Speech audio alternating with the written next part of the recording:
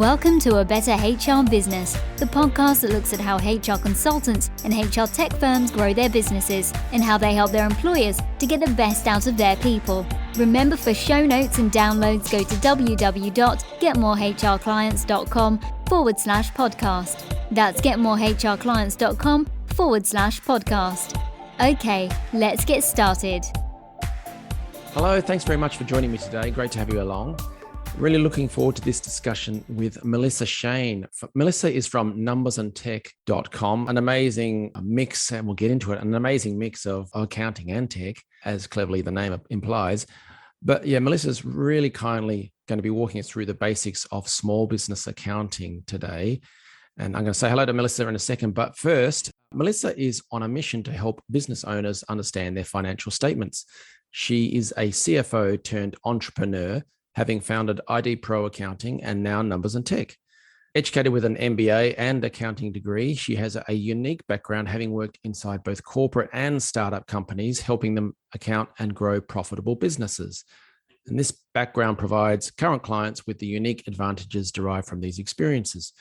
Now, just a few years ago, as a result of a careful personal financial planning process, Melissa and her husband, Randall, sold everything, bought Ludlow the van, cleverly named, and traveled over 10,000 miles to find the perfect home in Boise, Idaho. So, Melissa, thank you very much for joining me today. Well, thank you. It's my pleasure. I'm excited to be joining you.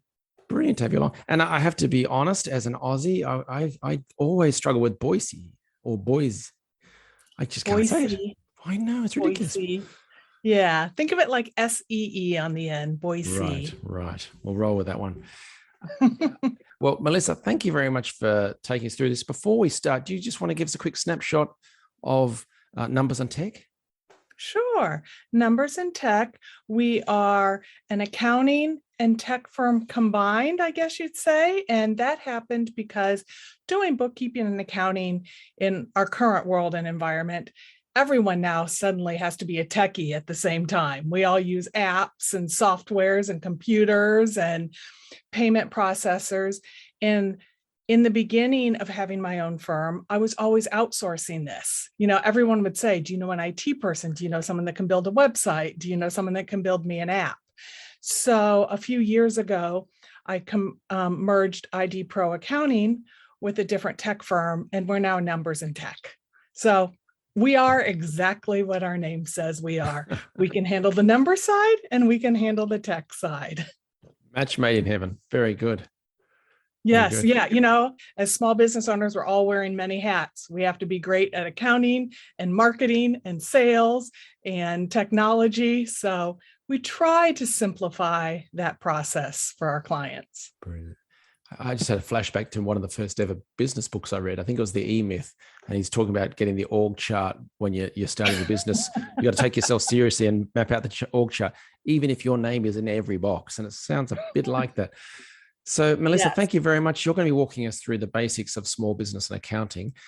So I want to say to people listening to this, there's a video version of this on the website. So if you're listening to this on the go via a podcast, and you want to check out the notes and the slides as we go, go to the website, getmorehrclients.com/podcast, and you will find them there.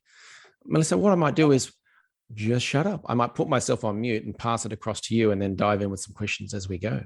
Yes, please interrupt me if you have any questions you think anyone would like. Brilliant. Otherwise, I know it can get a little dry at times, so I'll try and keep it topical and light, and hopefully Excellent. teach you a couple things today. Absolutely. Thank you. You're welcome. All right. So we will go ahead and move on. I think I've probably got, for those that are watching, about 7 slides here. So the basics of small business accounting. You need to know your numbers to grow your business. I'm going to go through what accounting is, what you legally need, how you prep for those dreaded taxes, how you pay yourself. That might be the most important part of this whole presentation. And then, of course, other ways to spend your money and also not be wasteful with it. So what is accounting? Accounting is simply the function of organizing the financial data in your business. That's it. Just think about we're organizing your money, the in and the out. And this is important so that you can share your, in quotes, books. You know, you'll hear cook the books or show me your books, or Your books is just your financial data. Around the world, people call it profit and loss. People call it income statement. It's just showing the money coming in and the money going out. And you have to have these books so that you can get loans, so that you can pay your taxes. Maybe you're trying to get VC money or investors. So you need to have good, clean books. How do we do that? Well, there's a couple of ways. You can hire an accountant, and that's, of course, the most expensive option, but sometimes that's the best option, depending upon where you are in the cycle of your business. Other people have chosen over the years to use an accounting software. I think QuickBooks is probably the most well-known one all around the world. They used to just be in the United States. Now there's Canadian versions, there's European versions, and QuickBooks Online runs anywhere from $25 a month all the way up to $180 a month. I mean, I've got $30 million companies using QuickBooks Online, and I've got $25,000 consultants using QuickBooks Online. So they really have software that can be paired to your needs. Or then there's another option, which, okay, this is a shameless plug, but Numbers in Tech, we in-house wrote an app called Prosper, because we all want to prosper in life, whether it's financially, professionally, personally. But it's a simple app, because I had many clients that were using the shoebox method or the Excel version method, where you just threw all your receipts in a shoebox, or you had them all saved in your emails. This app, there's a free version, or it's $4.99 a month. You can download it on the Apple App Store, and you can keep track of all your expenses. There's financial calculators out there. So I really tried to fit that need for the people that aren't ready to use a QuickBooks, but don't just want to keep using an Excel spreadsheet or a shoebox. Sorry, where do they find Prosper? On the Apple App Store, it's called Prosper by NNT for Numbers in Tech. Very good. Thank you for that. And please go out there, check it out. We love feedback. That was my 2021 goal, my project, and I'll even get into goals and projects. So that's my new baby. I'm very excited about that app. Nice. Now, whether you're just starting out as a freelancer or a small business owner or consultant, or whether you've been around for years, are you legally set up correctly? And what that means is, do you have your correct business structure? And business structures can change as your business grows, meaning, are you a sole proprietor, an LLC, an S Corp, or C Corp? And depending upon where you live, your city, your state, your country, that can also vary a little bit. So that could be its own conversation. But you want to be set up in your business structure. You also, in the United States, want to get what's called an EIN, Employer Identification Number. I call it, it's like a social security number for your business, because you don't want to be passing out to everybody your government social security number. You want your business to have its own tax identity. It's free to get an EIN. There's so many scams out online that they want to charge you $400 or $600 to get an EIN. You can go out into the IRS website and get an EIN in 10 minutes for free. Also, if you're going to be selling products, you're probably going to need a sales tax ID. If you're just selling services, you don't need a sales tax ID in the United States. But if you're going to have products down the road, you'll probably want to get a sales tax ID. And then lastly, depending upon if you're going to have employees or not, the Department of Labor is going to require you to register with them because of payroll taxes. And maybe you don't have employees year 1 or year 2, so don't worry about Department of Labor. Just worry about it when you get to the point of having to have employees. This best accounting practices is where I get the most questions. You know, everyone wants to know, what can I write off on my taxes, or what should I be doing? And I've kind of put on this little slide the top 8. There could be more, there could be less, depending upon your needs. But you probably hear this over and over and over. Have a separate bank account for your business. Don't commingle funds, you'll hear people say. It's best for you to have a separate checking or savings account so that when your clients pay you, it goes into that account. And when you do purchases, the money comes out of that account. If you commingle funds and you unfortunately have the unhappy experience of going through an audit, the IRS sometimes will disallow some of your expenses, or they might even think some of those deposits are income, and it could have a negative effect on your tax returns. So really make sure. There's many banks around that give you free bank accounts. Gone are the days of having to pay $9.99 a month for a bank account. Locate one of those banks or credit unions and open up at least one separate bank account. There's all kinds of business books out there. I think Profit First is probably the most popular one that'll tell you to have 5 bank accounts for your business, because they want you to put, your income and your taxes and your savings and your operating expenses, each in a different bank account. And for some people, that's a beautiful system. But I just say, just at least start with one. Do yourself the favor and start with one, and you can make those changes down the road if you want to follow some other ideas. Also, So on the bank account thing, it can be quite useful to connect it to your invoicing system or QuickBooks. So if you're sending an invoice, it hits the bank account. It's not just a transfer, and things don't talk to each other, right? Right. And it's nice. Let's say you do use something like QuickBooks. If you invoice out of QuickBooks, the money that your clients pay you on the invoice will go directly into your bank account. It's not like you have to go to the bank. You don't have to do a mobile deposit. Even if people use Stripe or Venmo or all these other payment processors, PayPal, you can connect those to your business account too. So, and I always tell people, don't keep your business finances out in PayPal or Venmo. That can really get messy. Open up an institutional bank account somewhere. You can still use them to process transactions, but make sure it flows in and out of an institutional bank account. Yep. Keeping receipts. In a perfect world, we keep all of our receipts. But the IRS has, as of 2021, they say they only want to see receipts of $75 or more. So if you're like, oh, I don't have that receipt, I went to Office Max and bought $12 worth of paper, don't sweat it. Don't beat yourself up. But it shows a goodwill gesture if you do keep all your receipts. But if you don't have all your receipts under $75, don't worry about it. They're looking at material expenses, and most likely all those little $20, $30, $40 charges are probably not material in the grand scheme of things with your business. I also like to say, review your bank activity at least once a week. Perfect is daily. Yes, but we all get busy.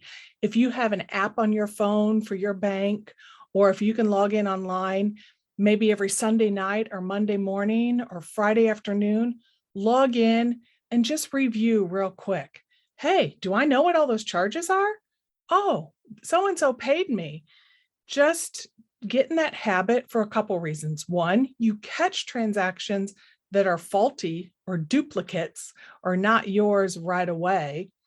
Two, you remember what they are. I can't tell you, it's now December as we're recording this, and I'll sit with clients who have expenses back from March and April because they haven't done this, and they'll be like, I don't remember what I bought there, or I don't remember who I took to lunch. We're all busy. So if you can do it on a consistent basis, it's fresh in your mind, and you know if transactions are legitimate. You also know how much money's in your bank account. You kind of keep track of knowing, am I running low? Am I high? But get in the habit of at least once a week checking your bank account. It's great advice. And it does also trigger the question in your mind, do I need this recurring expense, for example, particularly software and things like that? Yes. And I do get into that because I'm amazed. We all download or buy a software that we think we're going to use.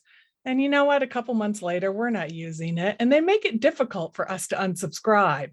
But those little fees add up. I say you get nickel and dimed all the time. So watch those subscriptions.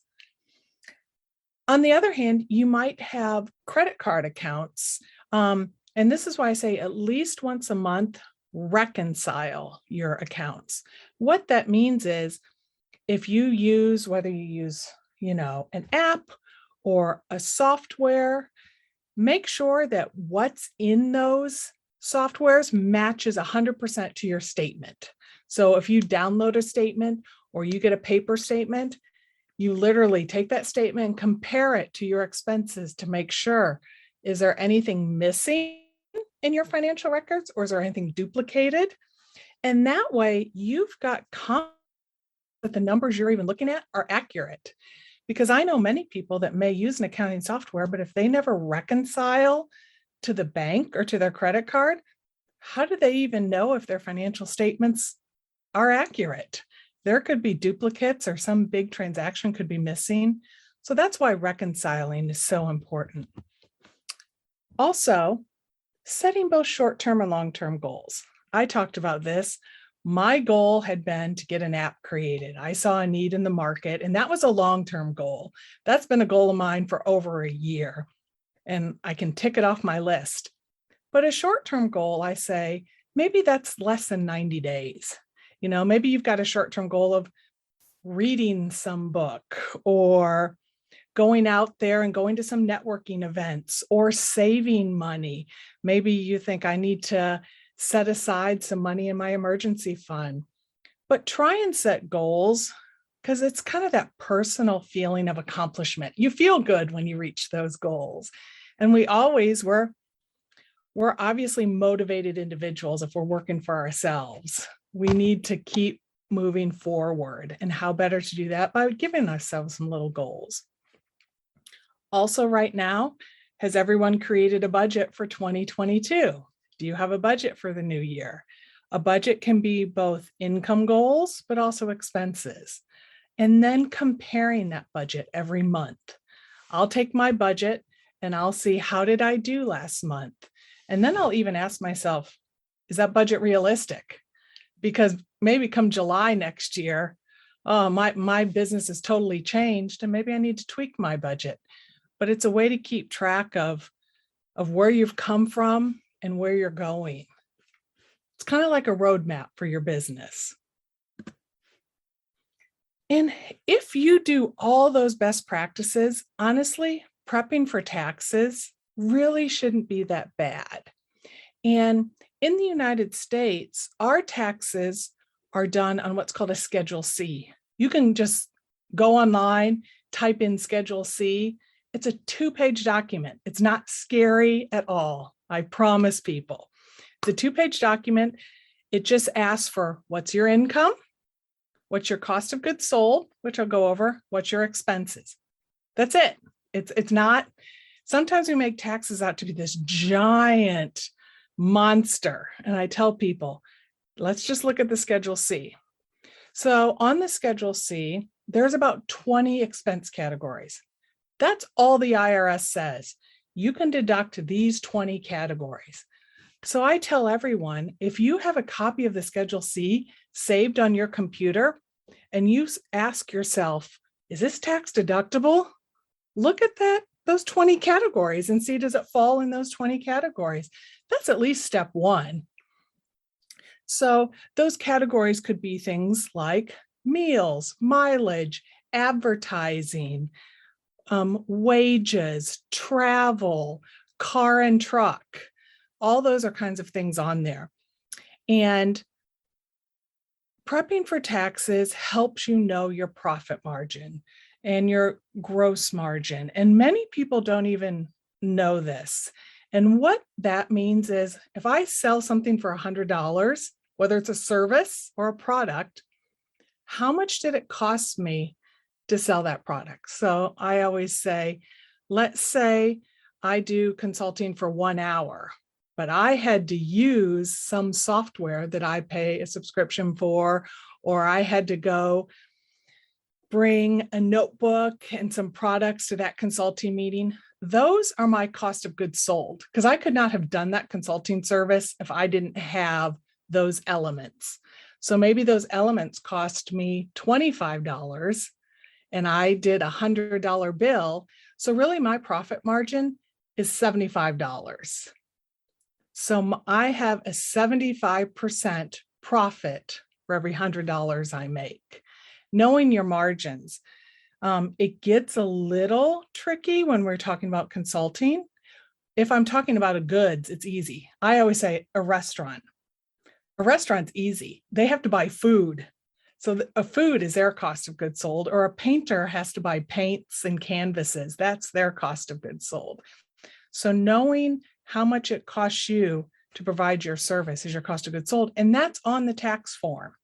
So another one I get asked about is meals, and these regulations change all the time. Did you know that for 2021, 100% of meals is deductible? It used to be 50%. But I tell people it's 100% this year because of the pandemic. The government wanted people returning to restaurants. They wanted people supporting the businesses. So they made it for 2021 100% deductible. So that's a big deduction for the 2021. Also mileage. Mileage changes every year. The IRS just announced, I think it was yesterday or the day before, the new mileage rate for 2022. And it's gone up 2.5 cents a mile because gas here in the US is going up.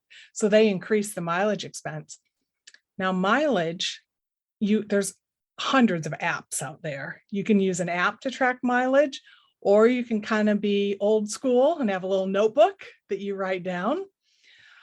If you've done neither and you're at the end of the year, go back into your calendar and look on your calendar and see, do you have your meetings on your calendar? Do you know you met someone for drinks or coffee or dinner? You can then go out into Google Maps or Apple Maps and figure out your mileage from there too. So if you haven't done it perfectly, you can at least still get some of your mileage deduction. Typically mileage is about 50 cents a mile. So I tell everybody, for every 2 miles you drove, that's $1 tax deduction. So if you don't write off those mileage, you're literally just throwing $1 bill out the car every 2 miles. So I'm like, track those miles. They really add up. It might not seem like a lot, but over the course of 12 months, you're going to get a hefty little deduction there. And then why do we all work for ourselves? To get paid. So how do you pay yourself? And this is tricky depending upon the kind of business you are. So I always tell people, try and schedule a payday. Are you going to pay yourself weekly, bi-weekly, or monthly? First and foremost, just set up a frequency. We're not even talking about the amount, just set up a frequency. For some people, it's nice that they can pay themselves every Friday. Some people are every other Friday. Some people are the first of the month. Whatever works for you. And you can change it, but try to at least, for a year, keep your payroll the same. Why? Well, the pandemic here was one reason why, because a lot of people were able to file for unemployment or get government benefits if they could show their business was paying them. But if they were never taking a paycheck out of their business and they were just letting the business pay their electric bill or letting the business pay their grocery bill, you know what the US government said? They're like, no, you're not taking a paycheck. And then they couldn't get some of those benefits. Another thing is too, if you own your own business and you go to purchase a car or a house, you know how difficult it can be when they say, give us your pay stub. And you're like, I don't really have a pay stub. I work for myself. If you're able to either show them financial statements that show consistently paying yourself, or if you can show them your bank statement showing, look, every Friday, money comes into my bank account, I'm getting paid. So first set up a schedule. Then you can decide, well, it's just like when you were hourly or if you made commission, you didn't always get paid the same amount of money every paycheck. If you're a salaried employee, yes, you did. But there's many jobs that, 1 week you might get $750 and the next week you might get $850. So it doesn't matter so much the amount as the consistency is very important. So if you're a sole proprietor or a single member LLC, you take what's called an owner draw. So if you're going to take a $500 paycheck, you just transfer $500 or write yourself a check for $500. But if you are an S Corp, then you're considered an employee of your company. And then you're going to have payroll taxes taken from your paycheck. So it kind of depends on how your business is structured, getting back to what we said before. Based upon how your business is set up can really affect how you get paid. And just because maybe you started as a sole proprietor, you can still then become an LLC. And maybe down the road, you'll even become an S Corp. And there's advantages to the different setups. And it's also depending upon how much money is coming in and out of your business that can affect what kind of business structure you want to be. And the last piece of that is, how much do you even pay yourself? I mean, yes, we'd all love to take home a giant paycheck, or some of us are like, I don't want to take a paycheck. I want to reinvest all that money into my business. Well, the IRS regulation is that you're supposed to pay yourself reasonable compensation, which that could go into a whole conversation there, what's reasonable. So the best way is, let's say that you couldn't work and you had to hire someone to do your job. How much would you pay them to do your job? That's what's reasonable. So it's still very gray, but that's kind of generally the rule of thumb. Are you going to pay someone $10,000 a year to do your job? Or are you going to pay someone $40,000 a year to do your job? That's up to you. And maybe that even makes you kind of start writing up a job duties, like when we were all back in corporate world and you had a job description. But it at least gives you something to think about. Just sorry, on the reasonable compensation point, Yeah. as a side note, anecdote, as an Aussie, I years ago heard the Australian Tax Office, they have complex models modeling business Oh, owners. And so you might say, I'll come up with my own reasonable compensation. They've worked all this out. They've got all the data. They know what everyone earns. So you do can't they? really just sort of fiddle the books and say, I get $2,000 a year. Right, right. And here in the US government kind of has a little bit of the same thing too.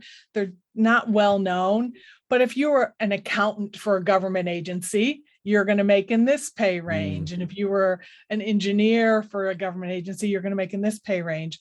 So yeah, there's already kind of an idea out there what it is. So you kind of have to be careful.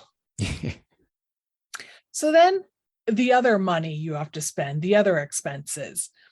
It is important, and I think especially the last 2 years, if they've taught us anything, to save for that rainy day fund. The industry and the financial experts would always tell us 3 months. I love for people to have 6 months, but at least shoot for 3 months.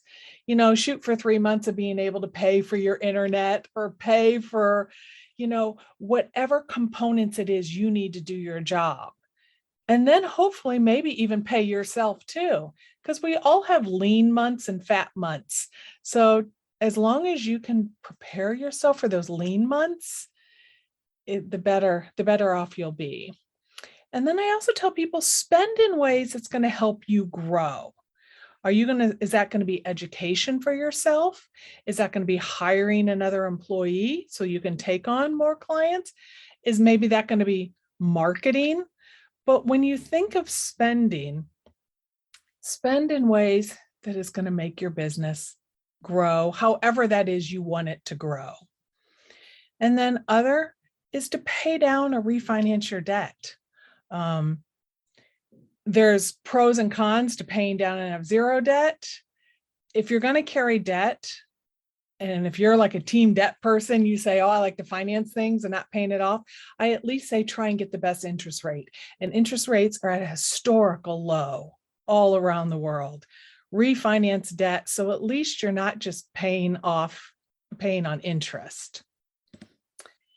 And then also review, are any of your expenses wasteful? And by that, I mean, and the number one wasteful expense I see is office space.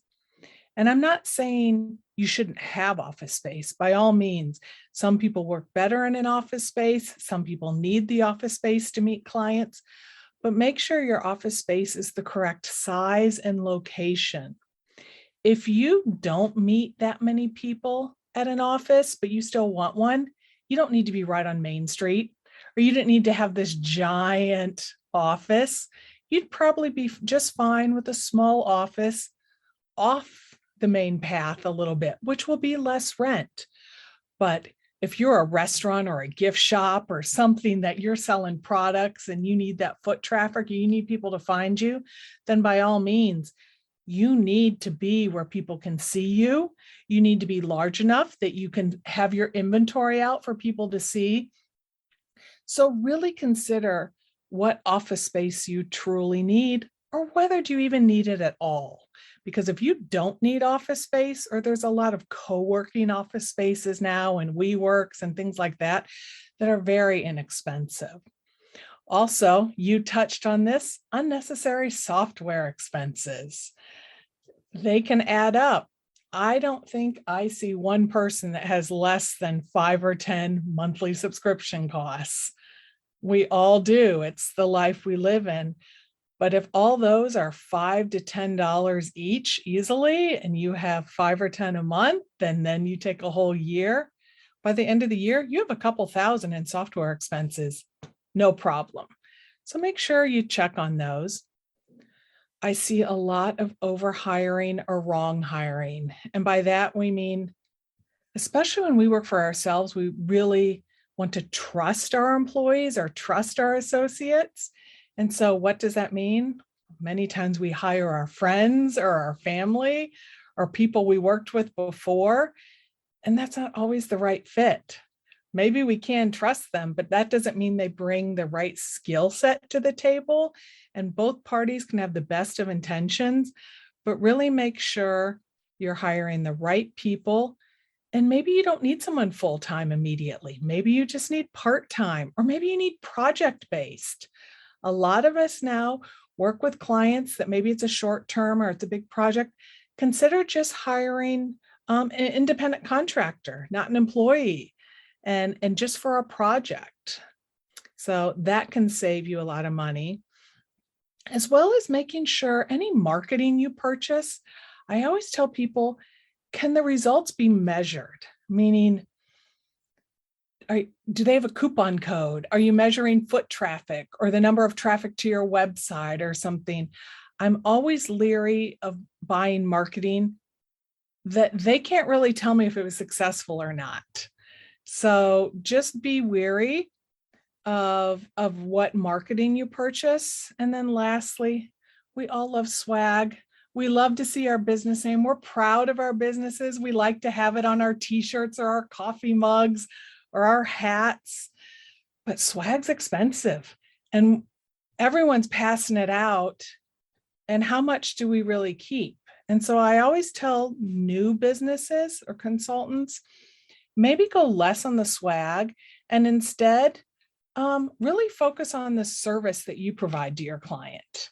Maybe over service your clients, or there's all these social media avenues now, provide some information out there, complimentary or enticing, rather than just giving out a t-shirt and hoping that someone's going to see your name on the street and reach out to you.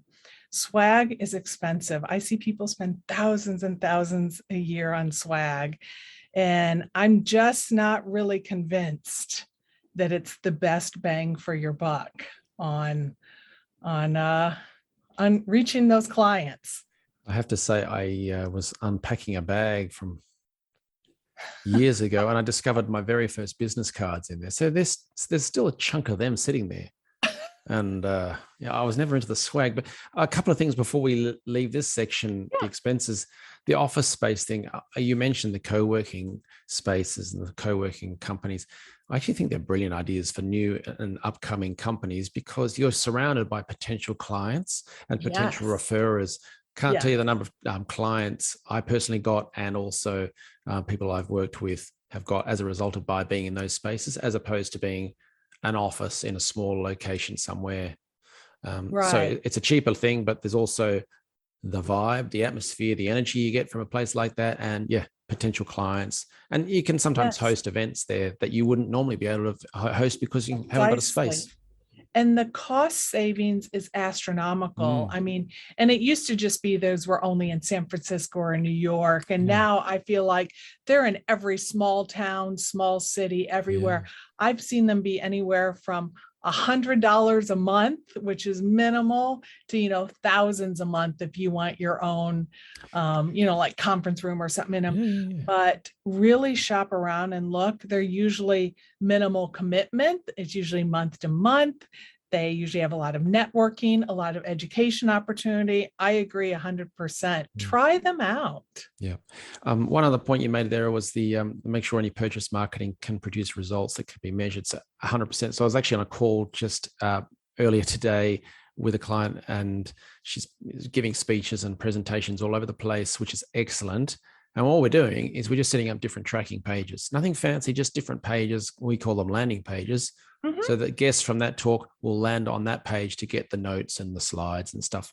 But that way they're able to track who comes through and from where. And if you're giving out flyers on the street, brochures on the street for your business, you can have, as you mentioned, a coupon code or a special address or a QR. Mhm. There's all kinds of ways of doing things, let alone the online stuff. So absolutely agree. Yeah, measure what you're doing and track And them. sometimes it's shocking. These things that you think are going to work Yeah. don't. And then these other things that you're like, really?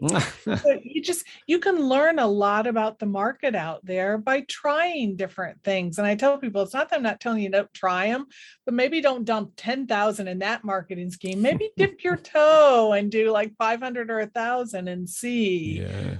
Yeah. Here's a cheeky one before I let you move on is, you could put a little box on the website. How did you hear about us? And then only to discover that everyone writes in because they saw your branded swag. So you never know. I'll let you move on. Hey, I'd hope to be proven wrong that swag was worth it, but I'm like you. I open up cupboards and I'll be like, oh, why am I keeping this, water mug from 3 years ago at some conference that I don't even remember. So yeah. No, that's it. I did that quickly and I hope I gave you a lot of information, but that's the bare bones basics of accounting for small business owners, consultants, entrepreneurs. It's enough to get you started. There's so much in there, but it's concise and well organized. So thank you very much. Can people access these slides? Would that be okay? Yes. Numbersandtech.com, my website. Perfect. Those slides are out there, as well as all kinds of articles. And then Numbers and Tech, we're on Instagram every day. I try and put out just a bite-sized tidbit of what's a little thing you can learn about accounting, so as not to bore you to tears, but maybe it's a little thing that'll help you out in the future. Nice. And do you have a podcast? I do. Numbers and Tech podcast. Wow. How do you come up with this name? Yeah. Consistency. You just need some swag and then you'll be all sorted. But see, this is why I'm an accountant. I'm not the creative person. I'm cut and dry. But no, it's wonderful. Just like you, I love these podcasts because there's so many brilliant entrepreneurs to hear their stories, and maybe they can inspire someone else. And then also we can learn from one another. Absolutely. Completely agree. So if you're listening to this on the go, Numbers and Tech. So they're the words, numbersandtech.com. And the email address is info@numbersandtech.com. So thank you. Brilliant. Thank you very much for sharing all this information. And for people listening, definitely go and check out the website. And just thank you again for sharing all your advice and knowledge today. It's been great. Well, thank you. Thank you for having me on. I'm happy to do it. Thanks for joining us today on A Better HR Business, the podcast that explores the world of HR consulting and HR tech businesses. For show notes and downloads, go to www.getmorehrclients.com/podcast. That's getmorehrclients.com/podcast. Remember to subscribe and share the show with any friends who are busy growing a HR business. Thanks, and see you next time.